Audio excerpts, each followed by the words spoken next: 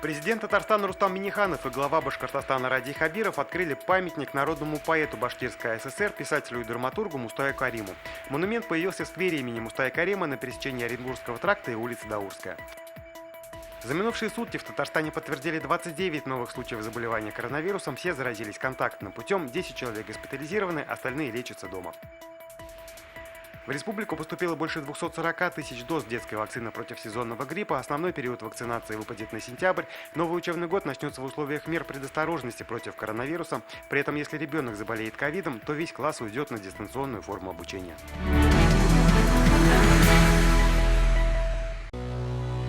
Наша рука помощи вашему бизнесу. Антикризисные предложения. Телефон 843 5 705 100.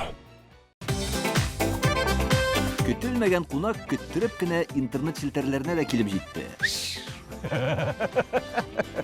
Хәзер бу фильмның барлык серияларын ТНВ.ру сайтында карап була.